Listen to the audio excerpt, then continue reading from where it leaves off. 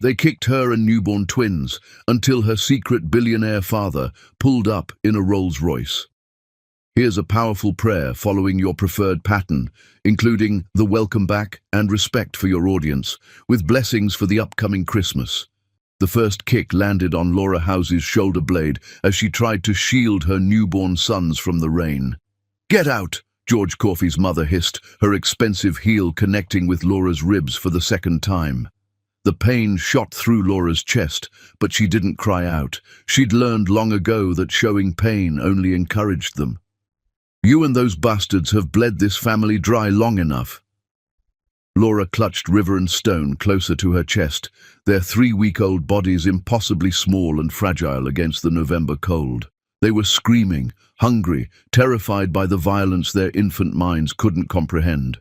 The hospital had discharged them just 5 days ago. 5 days of Laura begging George's family for formula money while they spent thousands on new furniture for rooms she wasn't allowed to enter.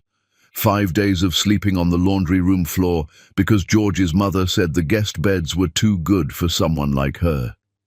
"Please," Laura whispered, tasting blood from where George had struck her mouth an hour earlier. Her lip was split, swelling. "Just let me get their blankets. Please, they're freezing." George stood in the doorway of the house Laura had scrubbed clean for 3 years, the house where she'd slept on a mat in the laundry room because his mother said the guest beds were too good for her. His eyes swept over his sons with the same expression he'd look at trash on the sidewalk. No recognition, no remorse, just cold indifference that made Laura's stomach turn. "Those aren't mine," he said flatly. "DNA test proved it." Laura's chest constricted. "You never took a DNA test. You're lying. You know you're lying." "Doesn't matter." George's sister appeared behind him, holding the diaper bag Laura had packed with shaking hands an hour ago. She threw it into the mud at Laura's feet, the contents spilling across the wet ground. Bottles rolled into puddles, diapers soaked through immediately. "We don't want you. We never did. George only married you because you got pregnant, and now we know the truth." There was no truth. George was their father. Laura had never been with anyone else. But truth didn't matter when you were 24 years old with no family, no money, no high school diploma, because you dropped out to work and sent George to community college. Truth didn't matter when the man you'd loved had spent 3 years teaching you that you were worthless, stupid, lucky he even looked at you. The door slammed, locks clicked with brutal finality. Laura heard them laughing inside, their voices muffled but unmistakable through the rain. She could hear George's mother saying something about good riddance and his sister's high-pitched cackle. She stood in the rain, her baby screaming against her chest, and felt something inside her break. Not her spirit. That had broken months ago when George first slapped her for burning his toast. This was different. This was the breaking of illusions, the final destruction of the girl who'd believed love could save her. The death of hope itself. Laura walked. She walked through the rain until her legs gave out at Riverside Park, until her arms shook so badly she was afraid she'd drop her sons. She collapsed on a bench under a broken streetlight, and for the first time since River and Stone were born, she let herself cry. "I'm sorry," she sobbed to them, her tears mixing with rain on their tiny faces. "I'm so sorry. You deserved better than me. You deserved a mother who could protect you." River's crying had turned hoarse, his voice breaking with exhaustion. His little face was red, scrunched up in misery. Stone had gone quiet in that terrible way that meant he'd given up. Laura tried to remember the last time she'd eaten. Yesterday morning? The day before? Her mind was too foggy to track time anymore. Her body felt hollow, emptied out. "Hey!" Laura's head snapped up. A man stood 3 feet away, hands in his pockets, rain soaking through his expensive coat. He was tall, maybe 35, with dark eyes that looked like they'd seen things they wished they hadn't. There was something gentle in his posture, careful, like he understood what it meant to approach someone who'd been hurt. "Go away," Laura said, turning her body to shield the twins. She'd heard the stories, women alone with babies, men who pretended to help. The man didn't move closer. He just stood there, rain streaming down his face, and looked at her like she was a person. Not trash, not a burden, a person. When was the last time someone had looked at her like that? "I'm not here to hurt you," he said quietly. I heard them crying. "We're fine." "You're not." He said it simply. No judgment, just fact. Then he did something that made Laura's breath catch. He took off his coat, a coat that probably cost more than Laura had earned in her entire life, and held it out.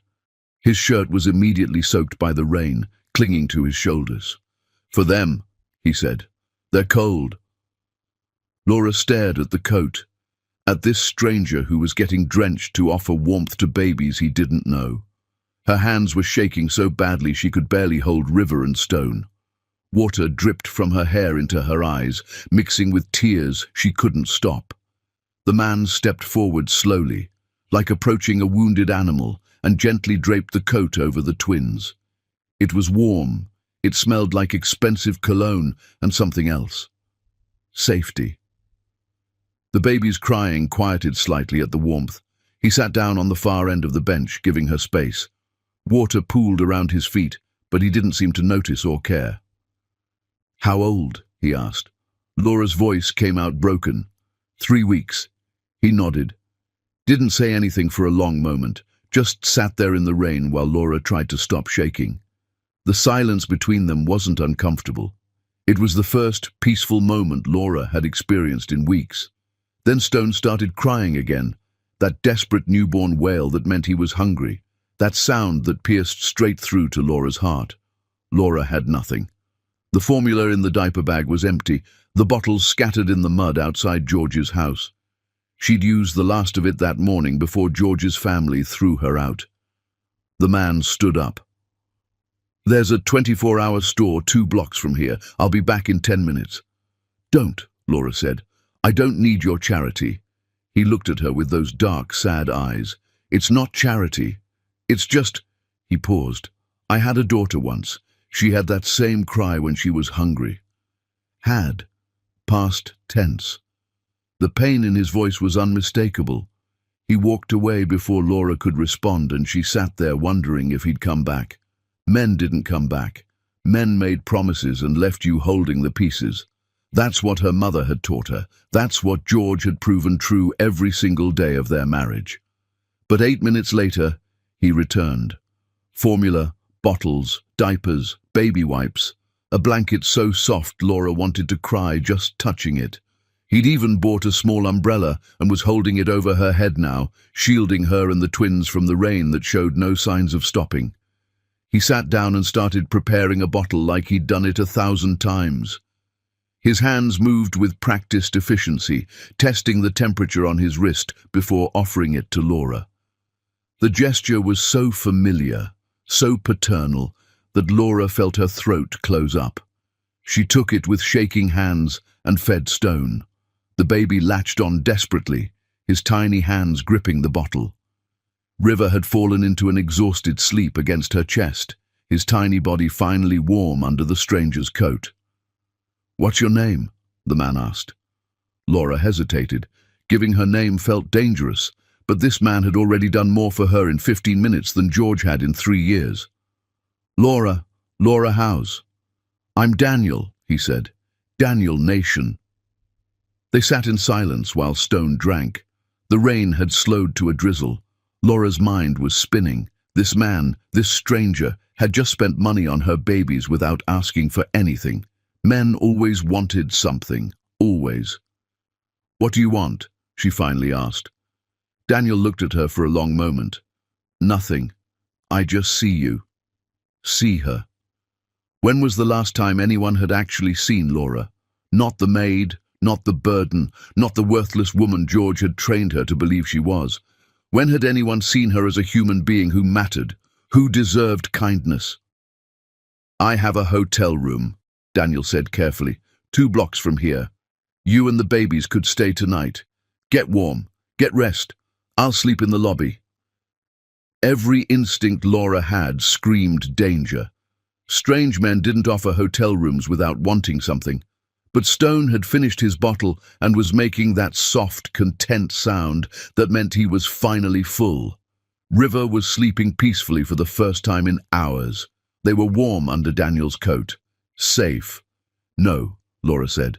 We'll be fine. Daniel nodded like he'd expected that answer. He stood up, pulled a card from his wallet, and set it on the bench beside her. His movements were slow, deliberate, non-threatening. Call if you change your mind, he said. Any time, day or night. I mean that. He walked away without looking back, and Laura watched him disappear into the night. She picked up the card, simple, white, just a phone number, no name. The twins were warm, they were fed. For the first time in hours, they weren't crying. Laura put the card in her pocket and told herself she'd never use it. By 3 in the morning, when Stone woke up screaming and Laura's body was so cold she couldn't feel her fingers anymore, when she realized she had nowhere to go and no one to call, she pulled out the card. She found a payphone outside a closed gas station, fumbling with coins she'd found in her pocket, and dialed with shaking hands. The number went straight to a recording, "This number has been disconnected." Laura stood there in the dark, her babies crying, and felt hope die for the second time that night. She was alone. She had always been alone. She would always be alone. Chapter 2. The stranger who sees Laura learned that survival meant swallowing your pride and sleeping on concrete. The women's shelter on 5th Street had a waiting list 3 weeks long, but they let her sit in the common room during the day while she tried to figure out what came next. The twins were fussy, crying more than they had in the hospital, and Laura knew it was because she couldn't produce enough milk anymore. Her body was eating itself, consuming whatever reserves it had left. She'd had crackers and water for 3 days. The shelter director, a tired woman named Imani, who looked like she'd seen every tragedy the world could offer, had given Laura a voucher for formula, but it was enough for maybe 2 days. After that, Laura had no idea what she'd do. She couldn't work with newborns, couldn't afford childcare, couldn't even afford a bus pass to get to interviews. The cycle was vicious and unbreakable. She was changing River's diaper on the bathroom counter, trying to make the last wipe stretch to clean him properly, when she heard a voice behind her. "You're good at that." Laura spun around. Daniel Nation stood in the doorway of the women's bathroom, and her first instinct was to scream. Are you following me?" Her voice came out sharp, panicked. She grabbed River, holding him against her chest protectively. Daniel held up his hands. "I know how this looks. I'm sorry. But yes, I've been looking for you. Get out before I call the police." "I will," he said calmly. "But first, please let me explain. The phone number I gave you, I disconnected it on purpose. I had to, but I've been checking the shelters every day to find you." Laura finished fastening River's diaper, her hands shaking with adrenaline. "Why?" "Because I knew you'd try to call, and I knew when that number didn't work, you'd think I'd lied to you." Daniel stayed in the doorway, didn't come any closer. "I'm sorry, I should have explained, but I need you to understand something. I have enemies, people who watch my phone records, who track my movements. If I'd kept that number active, they would have found you." "Found me for what?" Laura demanded. "Who are you?" "Someone who wants to help. I have an apartment, empty. It's in a building I own. You and your boys could stay there. No rent, no conditions. He paused, and something flickered across his face. Pain. Old pain that had carved permanent lines around his eyes. "I can't watch babies suffer, not when I can do something about it." Laura stared at him. This man in his expensive clothes, with his expensive watch, offering free housing to a stranger. It was insane. It was a trap. Every survival instinct she'd developed over 3 years with George was screaming at her to run. "What do you want from me?" she asked. "Nothing. Bullshit. Everyone wants something." Daniel met her eyes. "Okay, you're right. I want something. I want to know that when I go to sleep tonight, you and those babies aren't freezing on the street. That's what I want. That's all I want." River started crying. Stone joined in half a second later, their wails echoing off the bathroom tiles. Laura tried to soothe them, but they were hungry again, and she had maybe one bottle of formula left. Maybe. If I say no, Laura asked, then I'll leave, and I'll sleep in my car outside this shelter until you change your mind. Laura laughed bitterly. You're insane. Probably. Daniel smiled, but it didn't reach his eyes. But I'm also serious. I'll be out front, black sedan, you'll see me. He left. Laura stood there, her babies crying, and tried to think. She couldn't trust him. She couldn't trust anyone. But she also couldn't survive another night like the last three. The shelter was full, the streets were cold, her babies were hungry. She went to the common room window and looked out. There was a black sedan parked across the street. Daniel sat in the driver's seat, reading something on his phone, just sitting there, waiting. He stayed there all day. At noon, Imani brought Laura a sandwich. That man's still out there. I know. You know him? No, Laura whispered. At 3 in the afternoon, Laura checked again, still there. At 6 in the evening, Imani found Laura at the window again. The sun was setting, casting long shadows across the street. That man's been out there for 8 hours. You know him? No, Laura said again. He dangerous. I don't know. Imani was quiet for a moment. I've seen a lot of dangerous men, honey. They don't usually sit patiently in cars for 8 hours. They demand, they force, they take.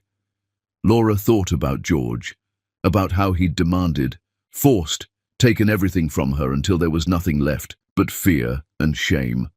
About the nights he'd locked her out of the bedroom, making her sleep on the floor. About the times he'd withheld food as punishment for imagined slights. When the sun set and the temperature dropped, Daniel was still there. Laura watched him through the window as the streetlights flickered on. He hadn't moved except to adjust his seat, hadn't left even to get food or use a bathroom. Laura bundled up the twins and walked outside. The cold hit her immediately. Daniel got out of the car immediately, but he didn't approach, just stood there, waiting. You're serious, Laura said. About the apartment? Yes. Show me. The apartment was 10 blocks away, on the 4th floor of a building that looked old but well-maintained. The lobby was clean. The elevator worked. Daniel unlocked the door and let Laura walk in first, standing back so she didn't feel trapped. It was beautiful. Hardwood floors that gleamed in the overhead light. Clean walls painted a soft cream color. A kitchen with actual appliances that looked like they worked. A bedroom with a real bed, not a mat on the floor. And next to the bedroom, a smaller room that was completely empty except for... Laura's breath caught. 2 cribs, brand new, still in boxes leaning against the wall. I bought them this afternoon, Daniel said quietly from the doorway. I wasn't sure if you'd come, but I hoped. Laura walked through the apartment, the twins heavy in her arms. There were groceries in the kitchen, real food, not just crackers. Formula, diapers stacked in the bathroom, baby clothes in the correct size, tags still on. Everything she needed, and more. Why? She asked. Her voice cracked on the word. Daniel leaned against the doorframe. Do you believe in signs? No. Neither did I. But 3 weeks ago I was in that park. Same bench, same time. And I saw a woman crying with 2 newborns, and all I could think was... He stopped. My daughter died when she was 6 months old. Car accident. My wife was driving. I wasn't there. And every day since I've wished I could go back and save them. I can't. But I can be here now, for you. Laura felt tears burning her eyes. I can't pay you. I'm not asking you to. What happens when you get tired of charity? When you want something in return? Daniel met her eyes. Then you leave. The door's not locked. You're not a prisoner. You're a mother who needs help. Let me help. Laura looked down at River and Stone. They'd finally stopped crying, lulled by the warmth of the apartment. They deserved better than shelters, better than park benches, better than watching their mother slowly break apart from exhaustion and fear. 1 week, she said. We'll stay 1 week. Then I figure out what's next. Okay. Daniel helped her set up the cribs, his hands steady and sure. He showed her how to work the stove, how to adjust the heat, where the emergency numbers were posted on the refrigerator. Then he picked up his coat from the chair. "You're leaving?" Laura asked. Part of her was relieved. Part of her was terrified of being alone again. "You need space. I'll come by tomorrow morning. Bring breakfast. If you need anything before then, there's a phone on the counter. My number's programmed in." He left before Laura could respond. She stood in the quiet apartment, her babies sleeping peacefully for the first time in days, and felt something terrifying bloom in her chest. Hope. Late that night, after she'd fed the twins and put them down, after she'd taken her first hot shower in a week, Laura couldn't sleep. She sat at the small kitchen table and Googled Daniel Nation on the apartment's Wi-Fi. Nothing. No social media, no business listings, no photos, no records of any kind. It was like Daniel Nation didn't exist. Laura stared at the screen, her heart pounding. Who was this man? What was he hiding? And why did that make her more afraid than George ever had?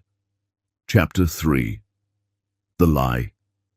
Daniel came back the next morning exactly when he said he would, carrying bags of groceries and a smile that didn't quite hide the exhaustion in his eyes. Laura opened the door halfway, keeping her body between him and the twins, sleeping in their cribs. "You look terrible," she said. "Didn't sleep much." Daniel held up the bags. "I brought things for breakfast, and lunch, and probably dinner. I might have overestimated how much two babies eat." Despite herself, Laura almost smiled. Almost. She let him in, watching carefully as he unpacked the groceries. He moved around the kitchen like he'd done this before, making coffee without asking where anything was, starting eggs, asking her how she liked her toast. Normal, domestic. The kind of morning Laura used to dream about when she was young and stupid enough to believe in happy endings. The coffee smelled incredible. Laura couldn't remember the last time she'd had real coffee. "Who are you?" Laura asked suddenly. Daniel paused, spatula in hand. "What do you mean?" "I searched your name. Daniel Nation doesn't exist. No social media, no business records, no photos, nothing." Laura crossed her arms. "So I'll ask again. Who are you really?" Daniel set down the spatula. He pulled out a chair at the small table and sat down heavily, like the weight of what he was about to say was already crushing him. "You're right," he said. "Daniel Nation isn't my real name." Laura's stomach dropped. "Then what is?" "I can't tell you that." He met her eyes. 6 years ago, I testified against my business partner. He was running an investment fraud scheme that destroyed hundreds of families. Retirement accounts gone. College funds wiped out. People lost everything. Daniel's hands clenched on the table. I helped the FBI build their case.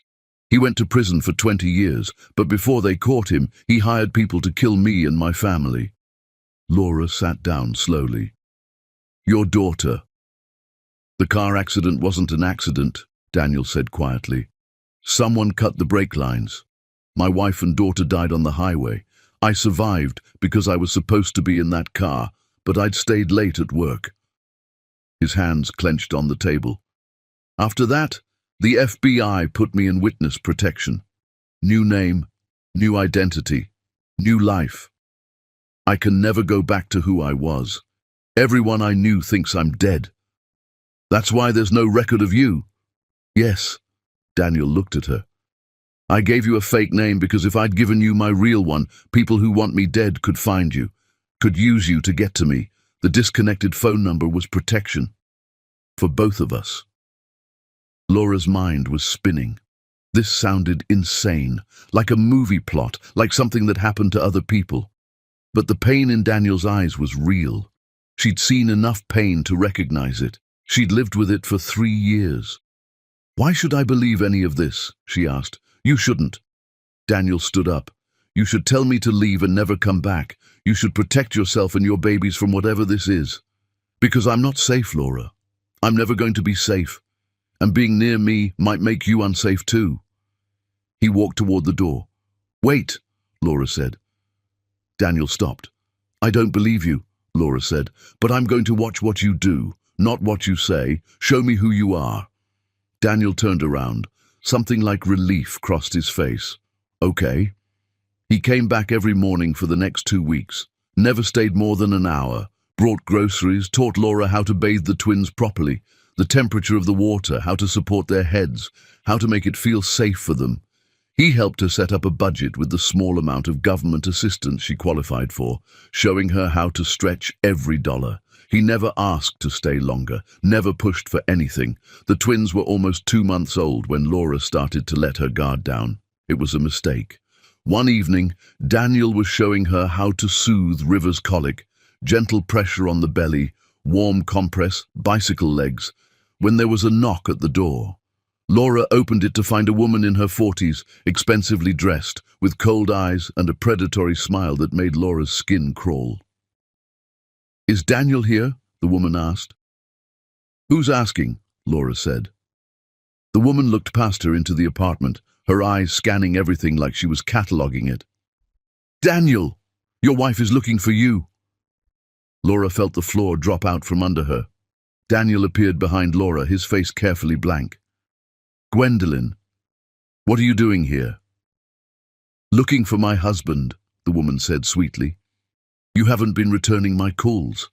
I've left 17 messages." Laura stepped back. "Your wife?" "Ex-wife," Daniel corrected quickly. "We've been divorced for 2 years, Gwendolyn. You know that." "Separated," Gwendolyn corrected. "The papers were never finalized. Technically, we're still married." She smiled at Laura, and there was cruelty in it. "I see my husband has been playing house with someone new." "How sweet. How predictable." Laura looked at Daniel. "Is she telling the truth?" Daniel's silence was answer enough. "Get out," Laura said quietly. "Laura, let me explain." "Get out," Laura's voice cracked. "Both of you, get out of my apartment." "It's not your apartment," Gwendolyn said, her voice dripping with satisfaction. She was enjoying this. "It's my husband's building, which means it's my building too. Community property."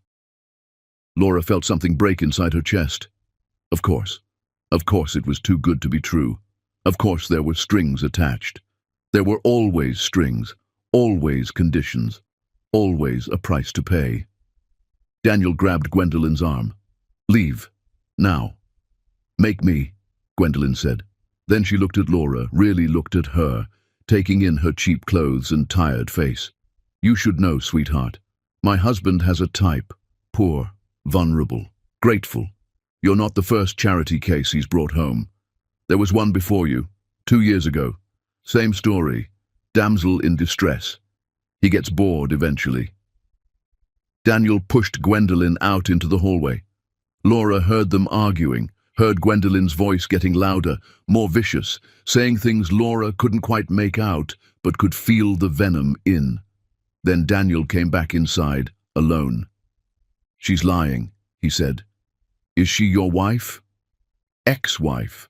The divorce it got complicated with the witness protection. The paperwork is—" "Stop," Laura held up her hand. "Just stop.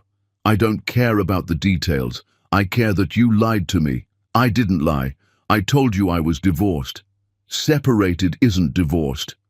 Laura's voice rose, and River started crying in his crib. She went to pick him up, her whole body shaking. "You let me believe you were safe. You let me start to trust you, and the whole time you had a wife who knows where I live." "She's not my wife," Daniel said, "and she won't hurt you. I'll handle her. Like you handled protecting your family."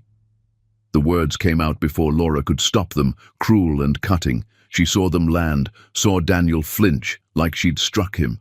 Daniel flinched, like she'd struck him. Laura immediately regretted it. "I'm sorry, I shouldn't have—" "No, you're right." Daniel's voice was hollow. "I couldn't protect them. I can't protect anyone. I thought maybe this time, but you're right. You should stay away from me." He walked to the door. "There's a coffee shop downstairs," he said without looking at her. "I'll be there every morning at 7, if you need me." But I won't come up here anymore, I promise. The door closed behind him. Laura sank onto the floor, River in her arms, and cried. She cried because she'd started to believe, started to hope, started to think maybe Daniel was different. But men were never different. 2 days later, Laura ran out of formula. She had no money. The government assistance wouldn't process for another week.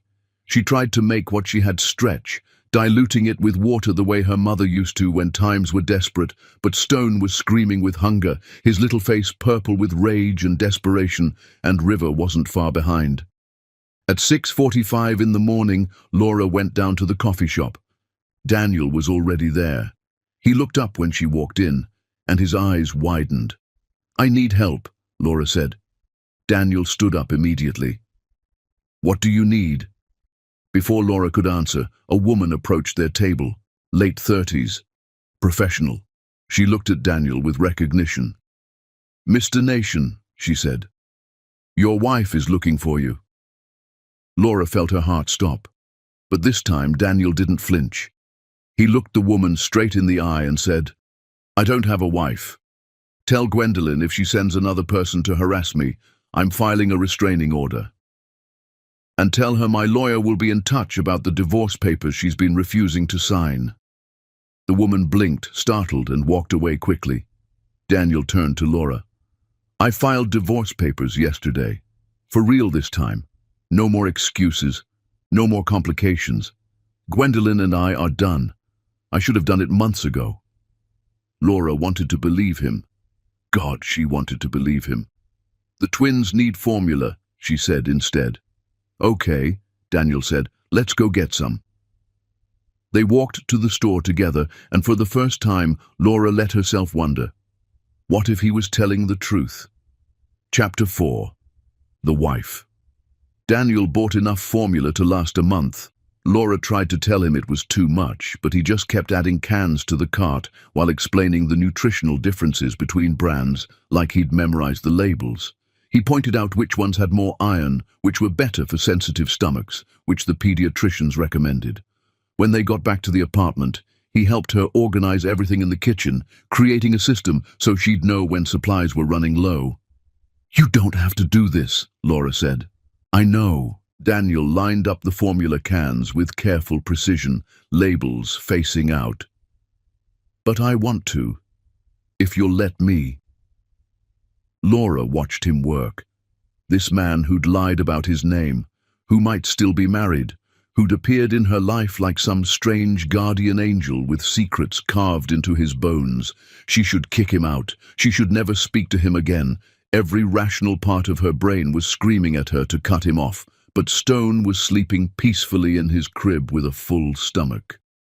River was cooing at the mobile Daniel had installed above the changing table, and Laura was so tired of fighting alone. "Why should I believe anything you say?" she asked quietly. Daniel stopped organizing. He turned to face her, and in his eyes Laura saw something she recognized, the same exhaustion she felt. The same bone-deep weariness of surviving when you'd lost everything that mattered. "You shouldn't," he said. "Words are cheap. So watch what I do, not what I say. I'll show up every day. I'll bring what you need. I'll leave when you ask, and I won't make promises I can't keep. What if I never trust you? Then I'll keep showing up anyway."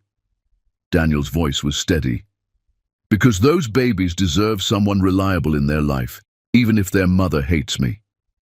"I don't hate you," Laura admitted. The words surprised her. "I just don't know what you want from me." "I don't want anything, I just—" Daniel stopped, searching for words. "When my daughter died, I stopped believing in second chances. I thought I'd lost my opportunity to be the kind of man who makes a difference. But then I saw you in that park and I realized, maybe I can't save everyone, but I can be here for you. If you'll let me." Laura felt tears burning her eyes. "That's a lot of pressure." "Then don't think of it as pressure.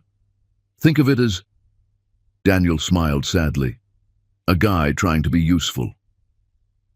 Over the next few days, Daniel proved himself useful in ways Laura hadn't expected. He fixed the leaky faucet in the bathroom that had been dripping constantly.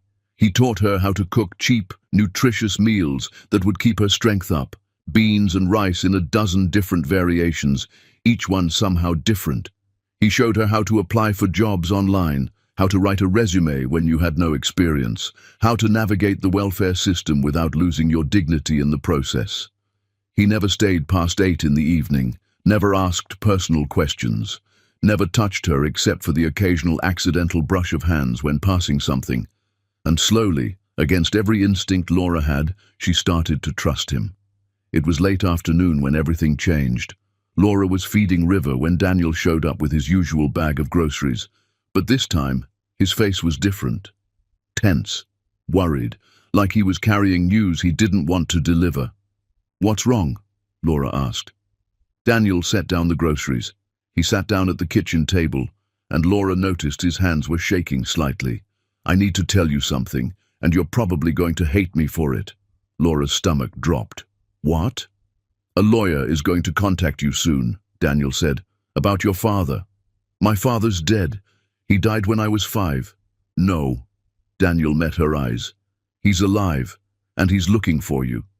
Laura stood up so fast she nearly dropped River. "What are you talking about?" "Your father's name is Garrison Howes. He's a real estate developer, very wealthy, very powerful." Daniel's voice was careful, measured. "He left your mother before you were born. She told you he was dead to protect you from him." Laura felt like the floor was tilting. "How do you know this?" "Because he hired me to find you." The words hung in the air like a bomb waiting to explode. "What?" Laura whispered. 8 months ago, Garrison Howes contacted me through an intermediary. He was dying, lung cancer. He wanted to find his daughter before he passed. He'd been searching for years but couldn't locate you. Daniel's hands clenched at his sides. "He knew I had resources, connections from my old life. He paid me $50,000 to find Laura Howes and report back." Laura felt sick. "You were following me?" "Yes." "Since before the twins were born?" "Yes." "You watched me with George. You saw him hurt me. And you didn't do anything."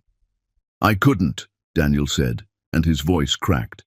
"My job was to find you and report back. Nothing else. I wasn't supposed to interfere. I wasn't supposed to make contact. But when I saw what George was doing to you, when I saw you were pregnant and he was pushing you around, screaming at you in public..." He stopped. "I couldn't just watch anymore, so I stopped reporting to your father. I stayed away. I tried to let you live your life." "Until that night in the park," Laura said. "Until I saw George's family kick you into the street with 2 newborns, and I realized I couldn't be a spectator anymore. Even if it meant breaking my contract, even if it meant your father would..." Daniel stopped again. "Would what?" "He's dying, Laura. Lung cancer, stage 4, 6 months, maybe less, and he's desperate to meet you before he goes. To make amends, he says." Laura sat down slowly, River still in her arms. Her father, alive, rich, dying, and desperate, and Daniel had been paid to spy on her. "Get out," she said quietly. "Laura, get out!" Laura's scream woke Stone, and both twins started crying. "You were paid to stalk me, to report on me like some kind of project, and you didn't think to mention this?" "I was trying to protect you," Daniel said. "Your father he's not a good man, Laura. He's controlling, manipulative. He left your mother because she wasn't suitable for his image. He only wants you now because he's dying and doesn't want to go to hell alone. That's not your choice to make." Laura was shaking. "You don't get to decide what I know about my own life." "You're right." Daniel's voice was hollow. "You're absolutely right. I should have told you the first night. I should have been honest. But I was selfish. I wanted..." He stopped. "What? What did you want?" "I wanted to know you without the complication of your father. I wanted to help you because I chose to, not because I was paid to." Daniel looked at her with those dark, sad eyes. "I fell in love with who you are, Laura. Not because Garrison Howes hired me, in spite of it." Laura felt like she couldn't breathe. "You don't know me. I know you're strong. I know you love your boys more than life itself.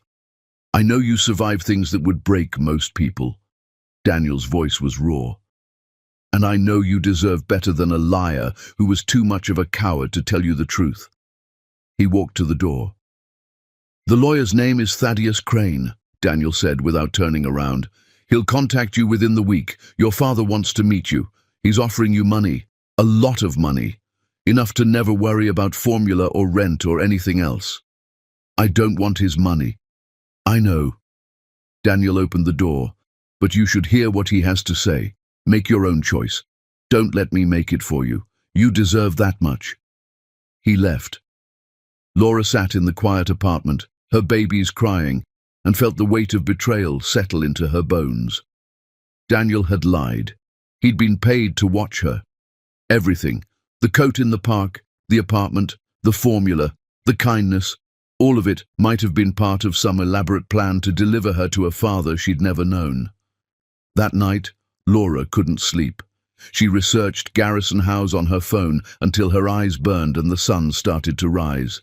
He was everywhere. Real estate empire worth billions. Political connections that went all the way to the governor's office. Philanthropist with buildings named after him. Billionaire with a legacy. And in one old photo from 25 years ago, standing next to a beautiful black woman at a charity gala, Laura saw her own face staring back at her. Her mother. Young, radiant, in love, wearing a dress that probably cost more than she made in a year.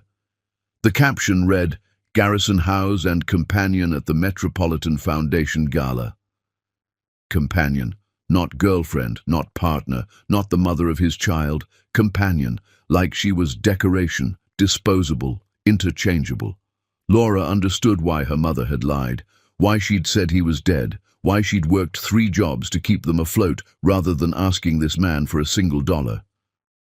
When the lawyer called 3 days later, Laura answered.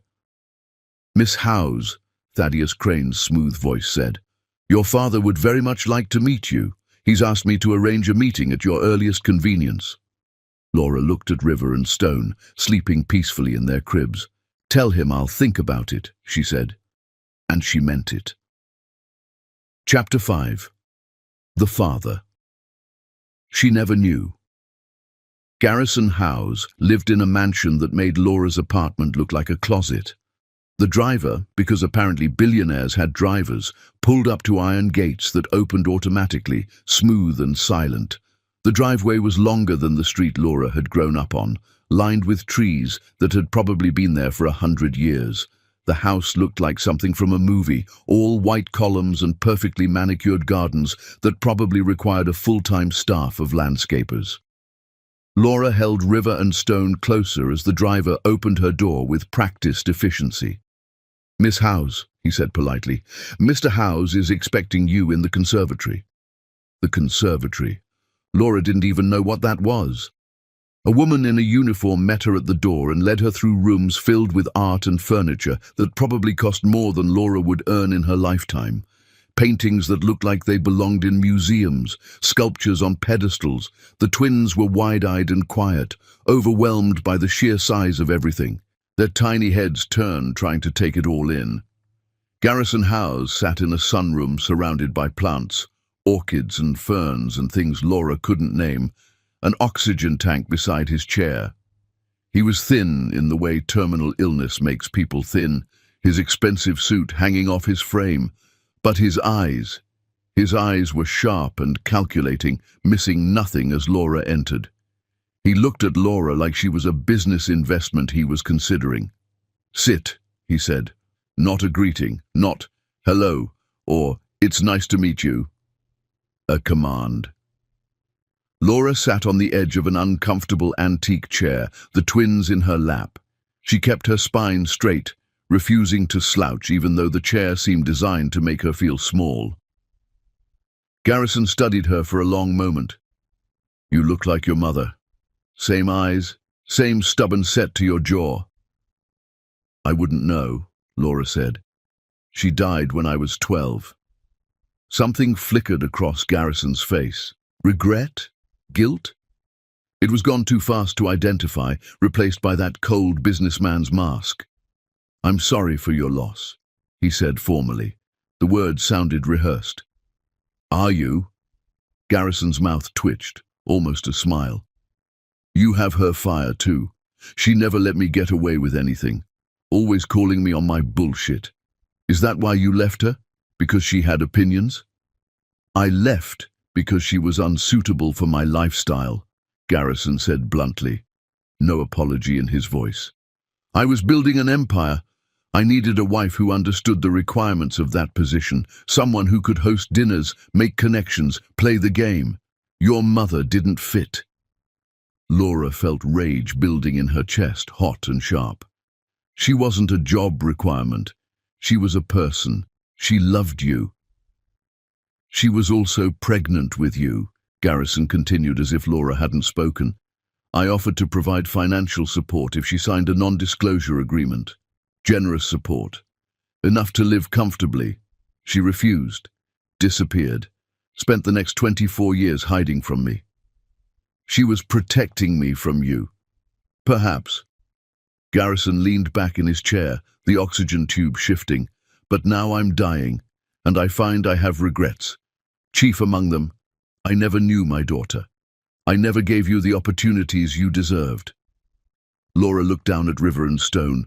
They were watching Garrison with those wide baby eyes. What do you want from me? I want to make amends. I'm leaving you $400 million in my will. The number was so large, it didn't even sound real. 400 million. Laura couldn't conceptualize that kind of money. It was abstract, meaningless. I don't want your money, Laura said. Don't be foolish. You're living in charity housing with 2 infants. You have no education, no job prospects, no support system. Garrison's voice was cold, clinical. You need my money, whether you want it or not. I'll figure it out. How? By depending on Daniel Nation. Garrison's eyes narrowed.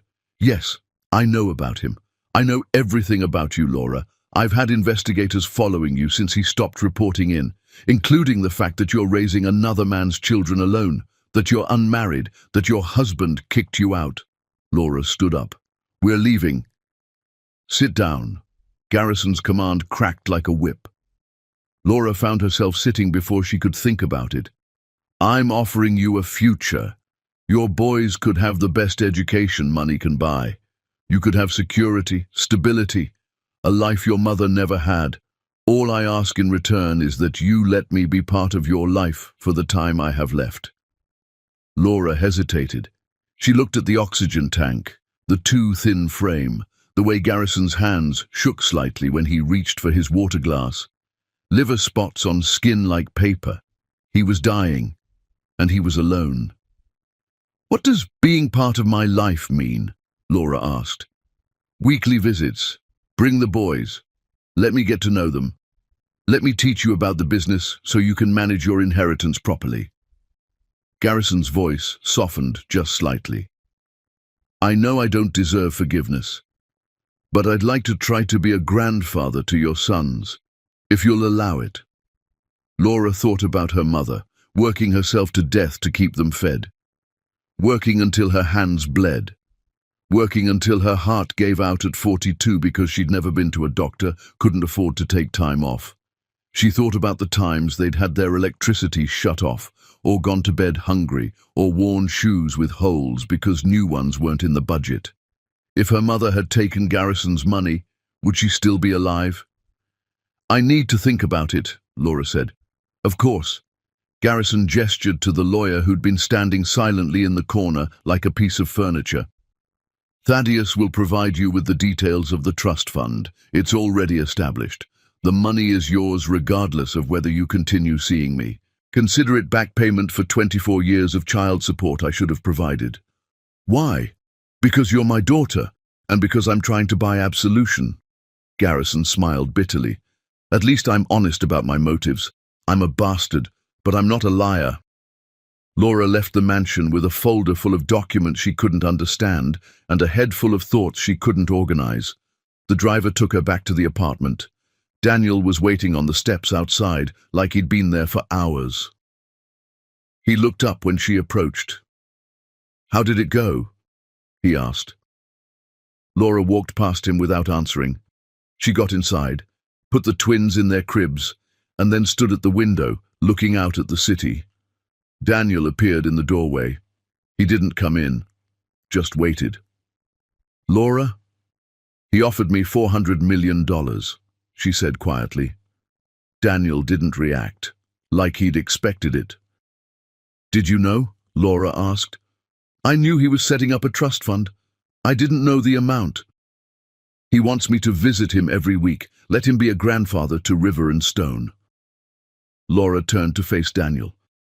"What should I do?" "What do you want to do?" "I want to tell him to go to hell," Laura said. "But that money could change everything for my boys. They could go to college, have opportunities I never had, be safe." "Money doesn't guarantee safety," Daniel said quietly. "Says the man who's never had to choose between feeding his child and paying rent." The words were cruel, but Daniel didn't flinch. "You're right. I don't know what it's like to have nothing, but I do know what it's like to sell your soul for security, and I can tell you, you can't ever buy it back." Laura looked at the folder in her hands. "What if he's different than you think? What if he really does want to make amends?" "Then you give him a chance," Daniel said. "But watch him carefully. Men like Garrison Howes don't give away $400 million without strings attached. There are always strings." "What kind of strings?" "Control, influence, the ability to shape your life the way he sees fit." Daniel moved closer, but didn't cross the threshold. "Just promise me something. Don't let him make you believe you owe him anything. That money is compensation for 24 years of abandonment. It's not a gift. It's a debt he's paying. You don't owe him gratitude or obedience or anything else." Laura looked at Daniel, at this man who'd lied to her and stalked her, and still somehow managed to be the most honest person in her life. "Why do you care?" she asked. Daniel met her eyes. "Because I'm in love with you, and I want you to be free. Even if that means you never trust me again. Even if that means you take your father's money and never speak to me again." He left before Laura could respond. That night, she read through the trust fund documents. The money was real, accessible, hers with no conditions except meeting with Garrison once a week until he died. 6 months, the doctors had said. Maybe less. She could survive anything for 6 months. Laura called Thaddeus Crane and agreed to the terms. Chapter 6. The Betrayal. The weekly visits to Garrison's mansion became a ritual Laura learned to tolerate. Garrison would hold River and Stone with surprising gentleness, telling them stories about business deals and political victories they were too young to understand. He'd quiz Laura on financial terms, test her knowledge of his company's holdings, push her to be sharper, smarter, more worthy of the Howes name. He was grooming her, she realized, training her to take over his empire. Laura hated it, but she also found herself learning things. How to read a contract and spot the hidden clauses. How to negotiate without showing your hand. How power worked when you had money behind you. How men like Garrison operated in boardrooms and backrooms. How to make people underestimate you and then use that to your advantage. The twins were almost 2 months old when Garrison said something that made Laura's blood run cold. "I've been thinking about your living situation," he said, bouncing Stone gently on his knee. The baby was reaching for Garrison's oxygen tube. "That apartment isn't suitable for my grandsons." "It's fine," Laura said carefully. "It's Charity, from Daniel Nation, a man you barely know." Garrison's eyes were sharp, calculating. He set Stone down carefully. "Did you know he's been watching you since before the twins were born?" Laura's stomach dropped. "How do you—" "I'm the one who hired him, remember?" Garrison smiled thinly. "I've had my investigators tracking his movements, making sure he was doing the job I paid him for, even after he stopped reporting to me." "You said you stopped paying him months ago." "I did, but that doesn't mean I stopped watching." Garrison handed Stone back to Laura. "Did you know Daniel has been photographing you, documenting your movements?" Laura felt sick. "What?" Garrison nodded to Thaddeus, who pulled out a tablet and handed it to Laura with practiced efficiency. The screen showed photos, dozens of them. Laura at the grocery store when she was pregnant, her hand protective over her swollen belly. Laura at the park, sitting on a bench looking exhausted. Laura at the hospital after giving birth, exhausted and alone, being wheeled out with 2 car seats. Laura sleeping on the bench the night George's family kicked her out, the twins crying in her arms, all taken from a distance, all without her knowledge, all invasions of her privacy. "Where did you get these?" Laura whispered. "From Daniel's cloud storage. He's been documenting you for months, every move you made." Garrison's voice was cold, matter-of-fact. "Why do you think he was so invested in helping you? It wasn't kindness, it was obsession." Laura couldn't breathe. "He said he was protecting me." "From what? From me?" Garrison laughed bitterly. "I'm a dying old man hooked up to an oxygen tank. Daniel Nation is the one you should be afraid of." Laura stood up, clutching the twins. "I need to go." "Wait." Garrison's voice was sharp. "I'm not telling you this to upset you. I'm telling you because you need to understand something. Daniel was paid to find you and bring you to me. Everything he's done has been part of that job. He said he stopped working for you. People say a lot of things for money." Garrison pulled out another folder, this one thick with documents, bank statements, emails, contracts. "I have documented proof that Daniel Nation received $50,000 from me 8 months ago. I have emails showing he agreed to locate you and report your movements. I have photographs proving he followed through. This is what I paid for." Laura felt tears burning her eyes. "Why are you showing me this?" "Because you're my daughter, and someone needs to protect you from men who see you as a means to an end." Garrison stood up slowly, leaning on his cane. "Daniel Nation is not your friend. He's not your savior. He's an employee who got too involved with the assignment." Laura left the mansion in a daze. The driver took her back to the apartment and she sat in the car for a long time before going inside, staring at the building where she'd thought she was safe. The photos kept flashing through her mind, Daniel watching her, following her, documenting her life like she was some kind of project, some kind of specimen to be studied. When she finally went upstairs, Daniel was waiting in the hallway. "We need to talk," Laura said. Daniel followed her inside. He looked tired, worried, like he knew what was coming. "Garrison showed you," he said. It wasn't a question. "The photos?" "Yes." Laura set the twins in their cribs, then turned to face him. "You've been watching me since I was pregnant." "Yes." "You photographed me without permission." "Yes." "You were paid $50,000 to stalk me." "Yes."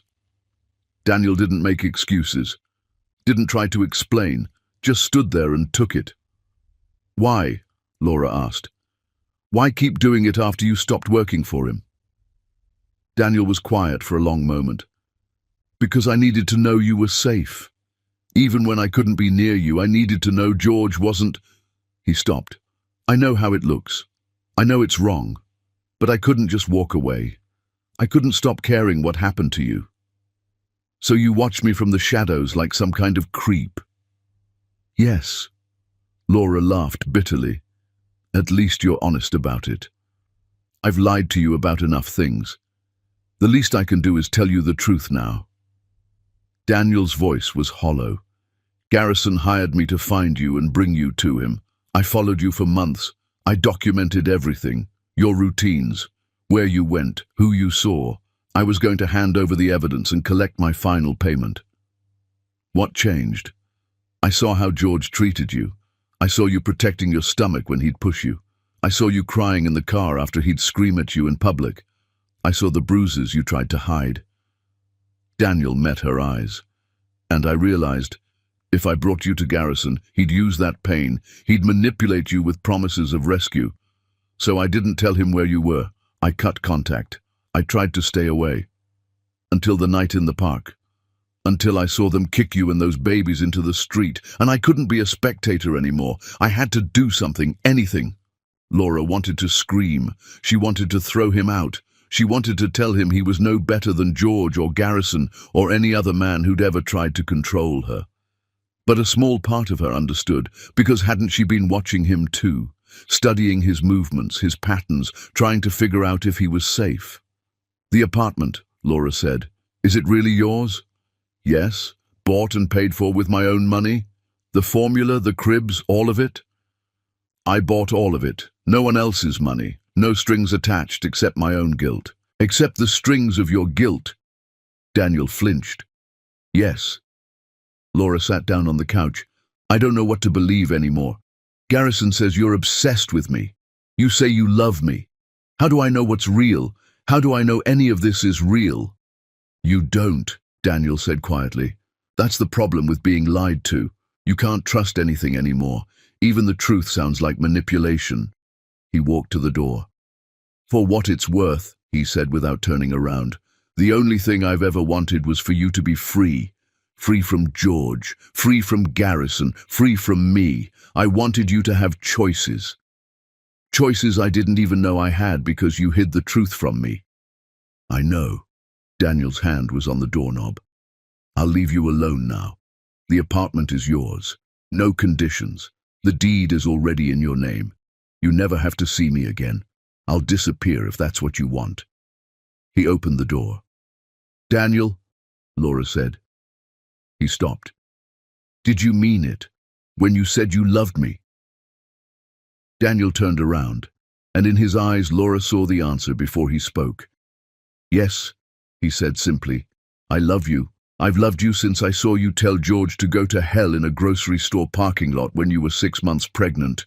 You were magnificent. I've loved you through every terrible decision I made after that, and I'll love you when you tell me to never come back." He left.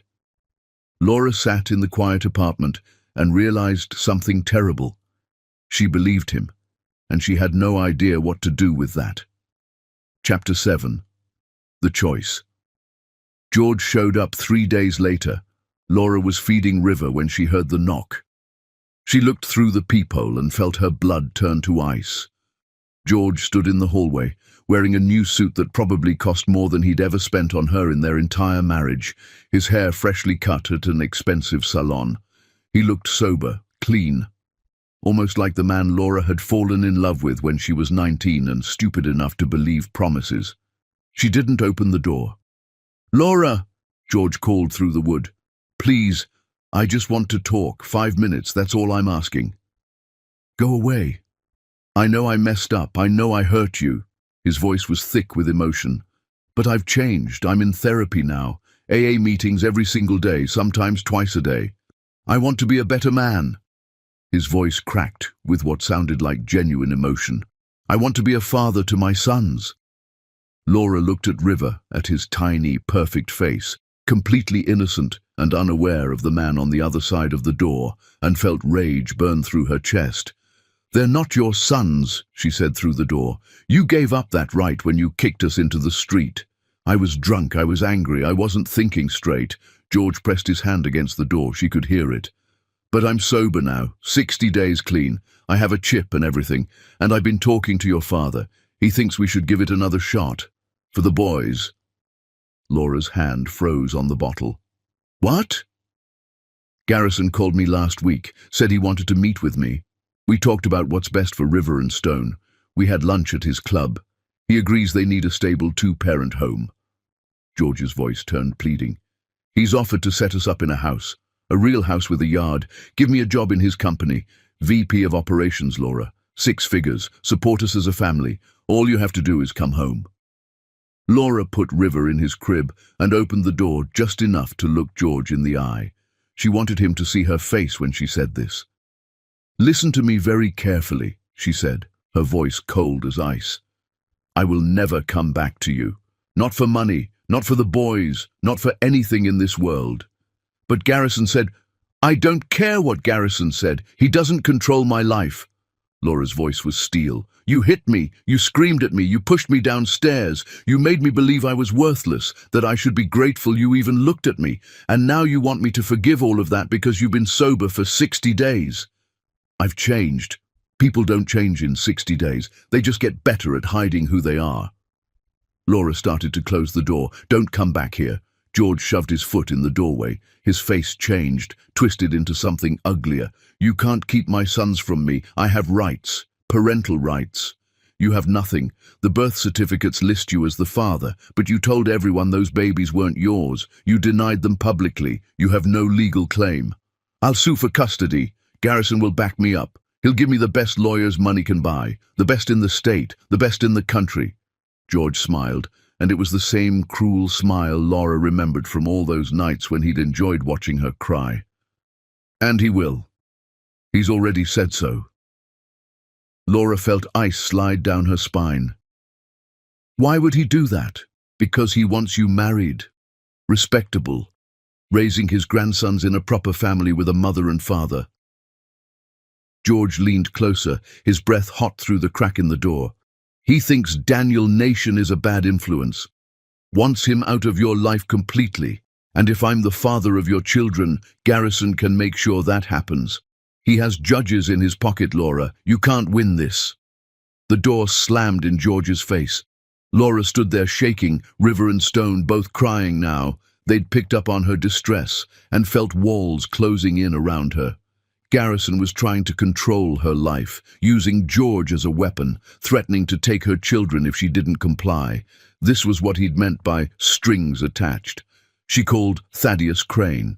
"Tell Garrison I want to meet with him, today, right now." The lawyer's voice was smooth, unbothered. "Of course, Miss Howes. I'll arrange it immediately. Mr. Howes is available this afternoon." Laura showed up at Garrison's mansion 2 hours later, the twins in her arms and fury in her eyes. Garrison sat in his usual chair, looking pleased with himself, satisfied, like a cat that had caught a mouse. "I see you spoke with George," he said. "You had no right to contact him." "I had every right. Those are my grandsons. I want them raised properly with structure and discipline." Garrison gestured to the empty chair. "Sit down, Laura. Let's discuss this like adults." "There's nothing to discuss. I'm not going back to George." "Then you'll lose custody of the boys." Garrison's voice was cold, final, matter of fact. "George will sue. I'll fund his legal team, the best family law attorneys in the state. I'll testify that you're an unfit mother, homeless when you gave birth, uneducated, living off the charity of a man with questionable motives who's been stalking you. No judge will give you custody when presented with those facts." Laura felt the room spin. "You can't do that." "I can, and I will, unless you agree to my terms." "Which are?" "Marry George, live in the house I provide, 5 bedrooms, pool, good schools in the district. Let me guide the boys' upbringing, make sure they have the Howes name and legacy. In return, you'll have security, stability, and the $50 million trust fund I've established for you, separate from the $400 million. $50 million. More than the $400 million he'd promised. Less than what she deserved, but enough to ensure she'd never struggle again. Enough to buy her compliance. "What about Daniel?" Laura asked. "He'll be removed from the situation, completely. Restraining order if necessary." Garrison's eyes were hard as diamonds. "I don't want that man anywhere near my grandsons. He's unstable, obsessive, dangerous." Laura looked down at River and Stone.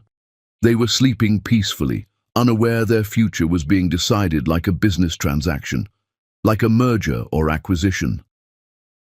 "I need time to think," she said. "You have 24 hours. Then George files for custody, and I file affidavits supporting his claim." Garrison leaned back in his chair. "I'm dying, Laura. I want to know my grandsons will be raised properly before I go, with discipline, structure, and the right values. Is that so much to ask?" Laura left without answering. She walked for hours, the twins heavy in her arms, her mind spinning. Garrison could take them. He had the money, the lawyers, the influence, the connections, judges who owed him favors. She had nothing. Except Daniel had given her an apartment, in her name. That was something. That was proof she had stability, wasn't homeless anymore. She went to the coffee shop where Daniel sat every morning. He was there, like he always was, reading a book, coffee gone cold in front of him. "I need your help," Laura said. Daniel looked up, surprise flickering across his face. Hope. Anything. Tell me what you need. Garrison is trying to force me to marry George. He's threatening to take the twins if I don't. Laura sat down across from him. Her hands were shaking. Can he do that? Legally. Legally. It would be difficult, but with enough money and the right lawyers. Daniel's jaw clenched. Yes, he could make a case. A compelling one. So what do I do? You fight back. Daniel pulled out his phone. I know people. Good lawyers who specialize in custody cases. They owe me favors from my old life. I can't afford lawyers. I can. Daniel met her eyes. Let me help you, please. This is something I can actually do. Laura wanted to say no, wanted to tell him she'd handle it herself, but she was so tired of being alone, so tired of fighting with no allies. Okay, she whispered. Daniel made 3 phone calls right there in the coffee shop. By the time Laura got back to the apartment, she had a legal team ready to fight Garrison. But that night, lying in bed with the twins sleeping beside her, Laura realized something. Fighting Garrison would take months, maybe years. And during that time, River and Stone would be caught in the middle of a war between adults, used as weapons, leverage. There had to be another way. She thought about what Daniel had said, about being free, about having choices, and she made a decision that terrified her. Chapter 8. The Woman Who Rises. Laura called Garrison the next morning at 7 a.m. while he was probably having breakfast. I have a counteroffer, she said. I'm listening. He sounded amused, like this was a game. You give me the $400 million trust fund, full access, no conditions, no oversight, no strings. In return, I'll bring the boys to visit you once a month until you die. 1 visit, 60 minutes. Garrison laughed. That's not acceptable. Then I walk away from all of it. The money, the visits, everything. You'll die alone in that mansion, and your grandsons will never know you existed. I'll tell them their grandfather was dead before they were born. Laura's voice was steady. Your choice. You have 60 seconds. There was a long silence. Laura could hear him breathing through the phone, hear the oxygen tank in the background. Once a week, Garrison finally said. Non-negotiable. Twice a month. 3 times a month. Final offer, and you stay for 2 hours, not 1. Laura thought about it. 3 times a month. 6 hours total. For 6 months at most. Probably less, given how sick he looked. She could survive that. Fine. But the money transfers to my account immediately, before the first visit. And George gets nothing. No job, no house, no contact with the boys. Ever. Done. Garrison's voice held grudging respect. You're learning fast. Your mother would be proud. I had a good teacher. She taught me never to trust men who buy people. The money appeared in Laura's account that afternoon. $400 million. More money than Laura could conceptualize. More money than she'd see in 10 lifetimes. She stared at the number on her phone screen and felt nothing. No joy, no relief. Just a cold understanding that this was the price of her father's guilt. Blood money, hush money. The first thing Laura did was hire her own lawyer. Not one of Daniel's contacts, her own. A woman named Tessa Riggs, who specialized in protecting abuse survivors from their abusers, who knew all the tricks men like George and Garrison used. The second thing she did was file a restraining order against George, documented everything, every bruise, every threat, every time he'd hurt her. The third thing she did was set up a meeting with Garrison's business rival. His name was Klaus Reinhardt, and he'd been trying to acquire Garrison's company for years. Laura had done her research late at night while the twins slept. She knew what information he'd pay for, what secrets were worth. They met in a restaurant that cost more for 1 meal than Laura used to make in a month. Miss Howes, Klaus said, shaking her hand. His grip was firm, assessing. I was surprised to receive your call, intrigued but surprised. I have information about Garrison's real estate holdings, specifically which properties are over-leveraged and vulnerable to acquisition, which partnerships are on shaky ground, which deals are about to fall through. Laura met his eyes. I want legal protection in return. Klaus smiled. What kind of protection? I need lawyers who can fight Garrison if he tries to take my children. The best custody attorneys money can buy. People who won't be intimidated by his connections or his threats. In return, I'll give you everything you need to take down his empire piece by piece. That's quite an offer. My father is dying. He wants control over my life before he goes. Control over my children. I'm not going to let that happen. Laura's voice was cold. Help me destroy his power, and you get what you want. Klaus studied her for a long moment. Then he extended his hand. We have a deal. Over the next 2 weeks, Laura became someone she didn't recognize. She studied Garrison's business files with an intensity she didn't know she possessed, staying up until 3 a.m. while the twins slept, memorizing numbers and names and connections. She memorized contract details, found the weak points in his empire. She learned how his empire worked so she could help Klaus tear it apart piece by piece, brick by brick. And through it all, Daniel was there, not helping, not interfering, not asking questions, just present. He'd show up at the apartment every morning with coffee, 2 sugars, extra cream, the way she liked it even though she'd never told him. He'd play with the twins while Laura worked, making them laugh with silly faces. He'd leave without asking questions about what she was doing. Laura didn't know what to do with him. This man who'd lied to her, who'd stalked her, who'd somehow become the most stable presence in her life.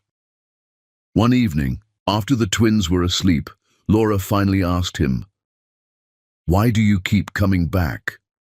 Daniel looked up from the book he'd been reading to River earlier, something about trains. "Because I told you I would. I don't trust you. I know.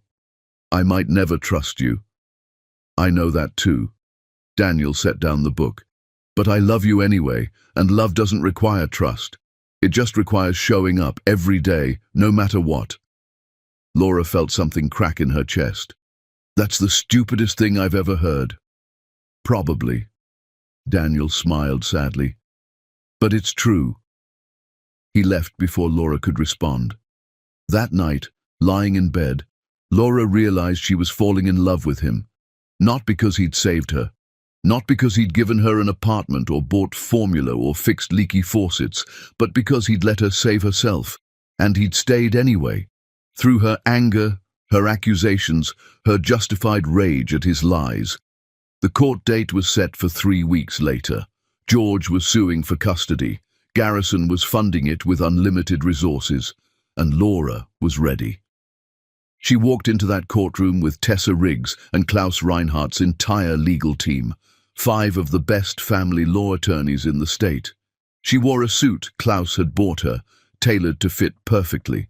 She carried documentation of every abusive thing George had ever done, including phone recordings of him admitting the twins weren't his, calling them bastards, saying he never wanted to see them.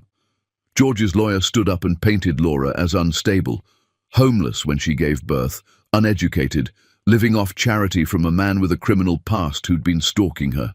Laura's lawyer destroyed him in cross-examination, pointed out that Laura now had stable housing in her own name, had financial resources, had a support system, had done everything right.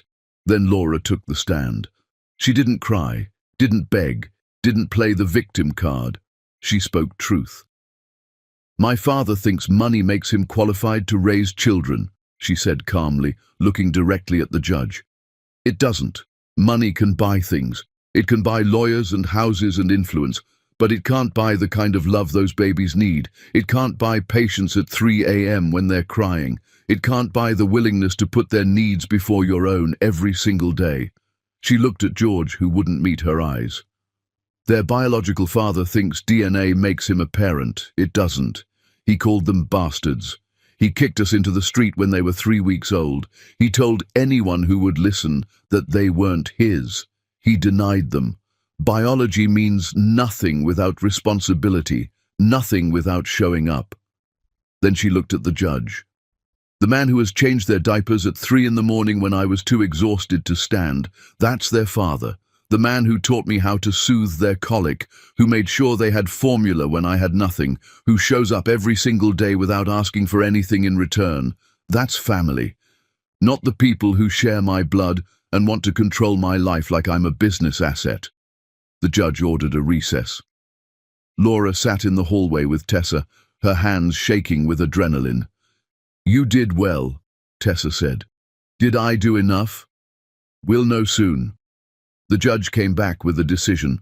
Full custody to Laura, no visitation rights for George, a restraining order preventing Garrison from using legal means to obtain custody or control over the children. Laura won. But when she walked out of that courtroom, Garrison was waiting in his wheelchair, oxygen tank beside him.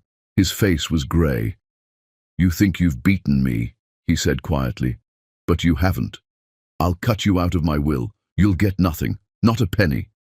Laura looked at the man who'd abandoned her mother and tried to buy her love with blood money, who thought everything had a price. "Good," she said. "I don't want anything from you. I never did." Garrison's face went white, then red. Then he clutched his chest, his eyes going wide. He collapsed in the courthouse hallway, his oxygen tank clattering to the floor, the tube ripping from his nose. Laura stood there, watching him gasp for air, watching people rush to help him, and felt nothing. No satisfaction, no guilt, nothing. Then she walked past him and went home to her sons. Chapter 9. The Battle Garrison survived the heart attack, but barely. Laura heard about it from Thaddeus Crane, who called to inform her that Garrison had been rushed to the hospital in critical condition, had been resuscitated twice in the ambulance. He was asking for her. "Tell him no," Laura said, and hung up. She didn't owe Garrison anything. Not her forgiveness, not her presence, not even her grief. But 2 days later the hospital called again. This time it was a nurse with a kind voice. "Mr. Howes is dying," the woman said gently. "He has a few hours at most. He keeps asking for you. For Laura. He's quite agitated about it." Laura sat with the phone in her hand, the twins playing on the floor in front of her with blocks Daniel had brought, and tried to feel something, anything. "I'll think about it," she finally said. She didn't go. Garrison Howes died alone in a hospital room at 3:17 in the morning, surrounded by expensive equipment and empty chairs. Nurses who didn't know him, doctors who'd never met him before that day. His fortune went to various charities, museums, universities, hospitals, all buildings that would bear his name. Laura got exactly what she'd told him she wanted. Nothing. The funeral was massive. Politicians gave speeches. Business moguls praised his vision. Society people who'd never spoken to Laura in her life wore black and dabbed at their eyes. They all gave speeches about Garrison's legacy, his vision, his contribution to the city, how he'd be remembered. Laura didn't attend. But Daniel did. He showed up at her apartment the evening of the funeral, looking exhausted, his tie loosened, his eyes red. "I went for you," he said, "in case you wanted to know what they said." "I don't." "Okay." Daniel sat down on the floor next to River and Stone. They immediately crawled to him, tiny hands grabbing at his jacket like he was home base. "Dada!" Stone babbled. Laura's breath caught. It was the first word either twin had said. "Dada," River echoed, patting Daniel's face with chubby hands. Daniel looked at Laura, his eyes wet with tears he was trying to hold back. Don't," Laura said. "Don't apologize for it. Don't minimize it. They chose you. Let them." Daniel picked up both twins, holding them like they were the most precious things in the world. His whole body was shaking, and Laura finally understood. This was family, not blood, not obligation. Not money or control or carefully orchestrated business arrangements. Just two babies who saw the man who'd shown up every single day and called him father. "I love you," Laura said. Daniel's head snapped up, the twins still in his arms. "What?" "I love you. Not because you saved me. Not because you gave me an apartment or bought formula or helped me fight for my children." Laura's voice was steady, certain. "I love you because you let me save myself, because you stayed even when I hated you, even when I was cruel to you, because you earned their trust and mine through consistency, not grand gestures or empty promises." Daniel set the twins down gently in their playpen. He stood up and crossed the room, stopping just in front of Laura. "I don't deserve you," he said. "I know, I don't deserve you either." Laura reached up and touched his face, feeling the stubble, the warmth of his skin. But maybe that's the point. Maybe love isn't about deserving. Maybe it's about choosing each other anyway. Daniel kissed her, soft and gentle and full of 6 months of waiting, 6 months of longing, 6 months of hope he'd tried to bury. River started crying. Then Stone joined in, offended at being ignored. They broke apart, laughing through tears. "Terrible timing, boys," Daniel said, picking them up again. But Laura saw the way he held them, the way they settled immediately in his arms like they belonged there, the way they were a family without needing paperwork to prove it. "Marry me," she said. Daniel froze. "What?" "Marry me. Not because Garrison wanted me married, not because society says single mothers need a man, but because I choose you. Because you're already their father in every way that matters. Because I trust you." Laura's voice cracked. "Because I love you, and I want to build a life with you." Daniel set the twins back in their playpen. He turned to Laura and dropped to one knee. "Laura Howes," he said, "I have lied to you, stalked you, and complicated your life in ways you never asked for. I have loved you from a distance and up close. I have watched you become the strongest person I know. And if you'll have me, broken as I am, flawed as I am, I will spend every day of the rest of my life showing up for you and those boys. Will you marry me?" "Yes," Laura said. They got married 3 weeks later in a small ceremony at the courthouse. Just them and the twins. No guests, no elaborate plans, no expensive dress or catered reception or photographers. Just 2 people choosing each other. The twins wore matching outfits that Daniel had insisted on buying, little suits with bow ties. River threw up on the judge's shoes. Stone screamed through the entire ceremony like he was being murdered. It was perfect.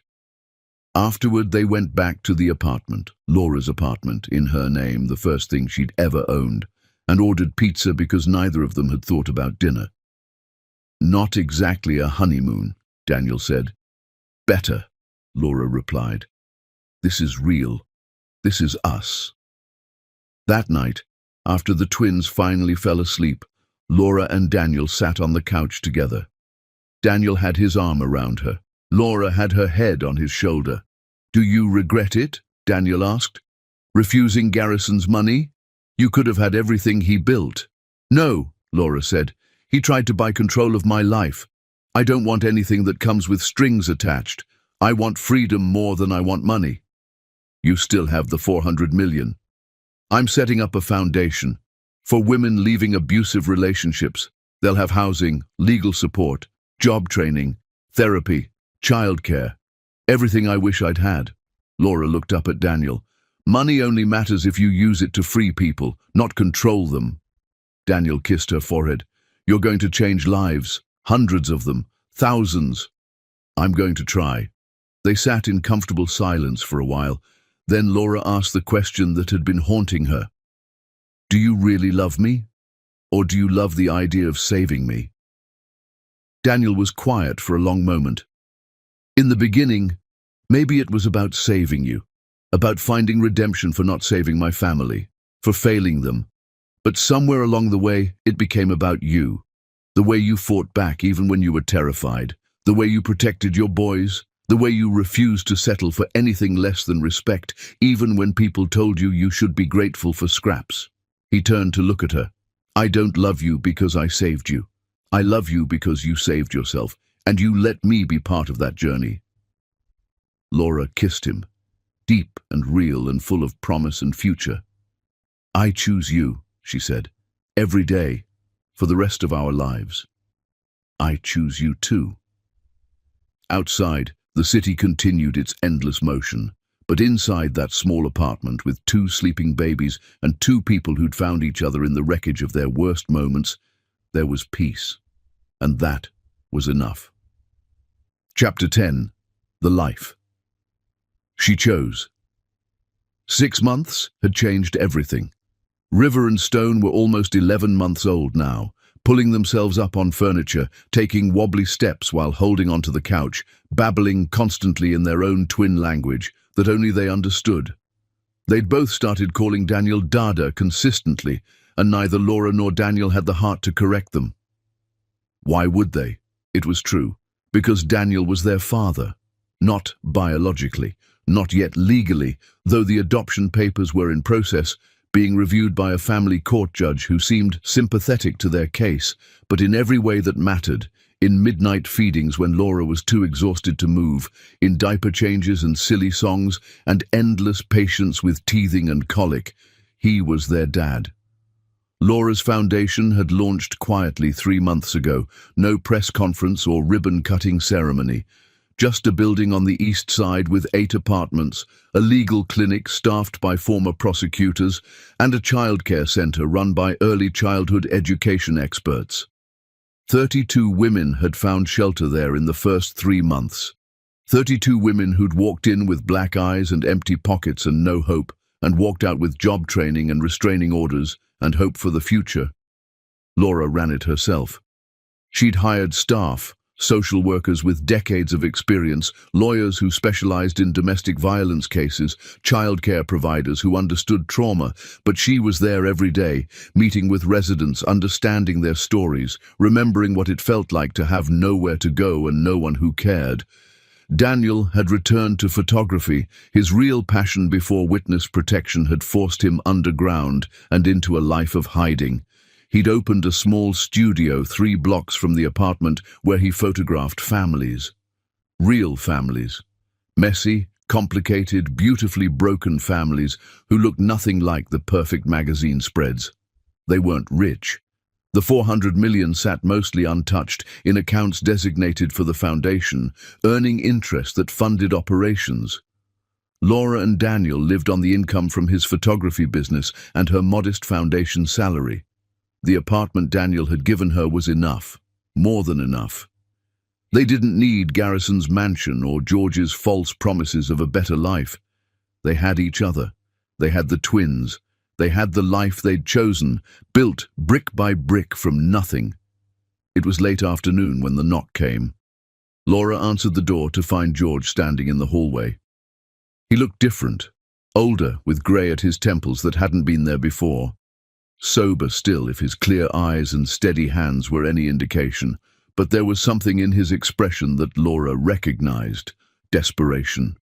"I know I have a restraining order," George said quickly, the words tumbling out. "I'm not trying to violate it. I wanted to talk to you. 5 minutes. That's all I'm asking. Then I'll leave and never bother you again." Laura should have called the police, should have slammed the door, should have protected herself and her family. But something stopped her. Maybe it was curiosity.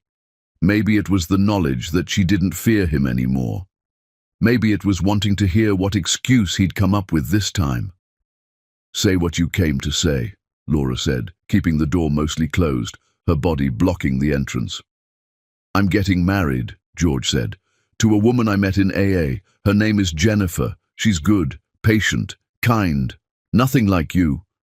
Laura almost laughed at that. "Congratulations. I needed to tell you I'm sorry. For everything." George's voice cracked, real tears in his eyes. "I was drunk and angry and I took it out on you. You didn't deserve that. You didn't deserve any of what I did to you. And I know sorry doesn't fix anything, but I needed you to hear it. I needed to say it out loud." Laura looked at this man who'd once convinced her she was worthless, who'd spent 3 years systematically destroying her self-worth, who'd hit her and screamed at her and kicked her out with newborn babies into the rain. She felt nothing, no anger, no hurt, not even satisfaction at how broken and desperate he looked, just nothing. He was a stranger, someone from another life. "I forgive you," she said quietly. George's eyes widened. "Really? You mean that?" "Yes. Because holding on to anger toward you would give you power over me, and I'm done giving you power. I'm done letting you take up space in my head." Laura's voice was steady. "I hope you have a good life, George. I hope you treat your new wife better than you treated me. I hope you become the man you're pretending to be. But I don't want you in my life. Not now, not ever. Can I just see them? The twins, just once? Just to know they're okay? No. But I'm their father. You're the man who donated DNA. Daniel is their father. He's the one who shows up. He's the one they call for when they're scared or hurt. Laura started to close the door. Don't come back here. Move on with your life, George. Let me live mine. She shut the door before George could respond. Daniel appeared from the bedroom, the twins in his arms, both boys reaching for Laura. Was that? He started. George, he's gone. Laura took River from him, and he's never coming back. They stood in the quiet apartment, their sons babbling between them, and Laura marveled at how far she'd come. From the park bench, where she'd had nothing, no home, no hope, no future, to this moment, where she had everything that mattered. That evening, they had a small celebration. It was River and Stone's almost birthday. They'd turn 1 year old in 2 weeks. Laura had made a cake from a box mix because she still didn't know how to bake from scratch. Daniel had bought ridiculous party hats, shaped like dinosaurs. The twins smashed cake into their faces with chubby fists, laughing hysterically, getting it in their hair and ears and somehow on the ceiling. Daniel took photos with his professional camera, documenting every messy, beautiful moment. Later, after the twins were asleep and the kitchen was cleaned and the world was quiet, Laura and Daniel sat on the small balcony of the apartment, looking out at the city lights. Do you ever regret it? Daniel asked. Giving up Garrison's money, walking away from his entire fortune. You could have had everything.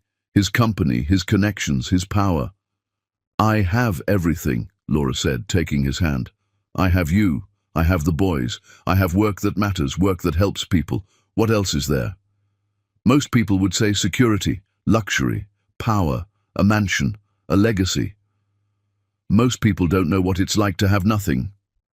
Laura leaned her head on his shoulder. I learned something important from having nothing. You can't buy peace. You can't buy love. You can't buy the feeling of knowing you built your own life on your own terms, brick by brick. Daniel kissed her hand. You're going to save so many women with that foundation. You already are. I hope so. I hope I can be for them what I needed someone to be for me. They sat in comfortable silence, the city humming below them, alive and endless. Inside the apartment, River started crying. Then Stone joined in, their voices harmonizing in that way only twins could manage. Laura and Daniel looked at each other and smiled. Your turn, Laura said. I did the last one, Daniel protested, but he was already standing. Daniel laughed and stood up, but before he went inside, he turned back to Laura. I love you, he said. I love you too, more than I ever thought I could love anyone. He went to comfort the twins, and Laura sat alone for a moment longer, looking out at the city. She thought about everything she'd survived. George's abuse, homelessness with 2 newborns, Garrison's manipulation, the court battle that could have destroyed her, the constant fear that she wasn't enough, would never be enough, couldn't protect her children. And she thought about what she'd learned, that being enough wasn't about money or status or having the perfect life or living up to other people's expectations. It was about showing up for yourself, for the people you loved, day after day, choice after choice, building something real out of the wreckage. Daniel appeared in the doorway, both twins in his arms. They want you, he said. Laura stood up and took her sons, breathing in their baby smell, milk and soap and something uniquely them, feeling the weight of them in her arms. River patted her face. Mama. Stone echoed him. Mama. Their second words, first Dada, now Mama. Laura looked at Daniel, her eyes wet with tears she didn't bother to hide. Did you hear that? I heard. I'll remember this moment forever. They stood together in the doorway, their family complete, and Laura realized this was the moment she'd been fighting for all along. Not the money, not the victory over Garrison or George, not even the revenge of showing them that she'd survived without them, that she'd built something better. Just this This ordinary, beautiful, perfectly imperfect moment. A family they'd chosen. A life they'd built together. Love that asked for nothing but gave everything. "I'd choose this every time," Laura said quietly. "I'd choose you and these boys and this life over everything else, over billions of dollars, over mansions, over everything, every single time." Daniel pulled her close, careful not to crush the twins between them. "Same," he whispered, "every time, forever." And in that small apartment, with the city lights glowing beyond the windows and two babies falling asleep in their parents' arms, Laura Howes finally understood what freedom felt like. It felt like home. The end.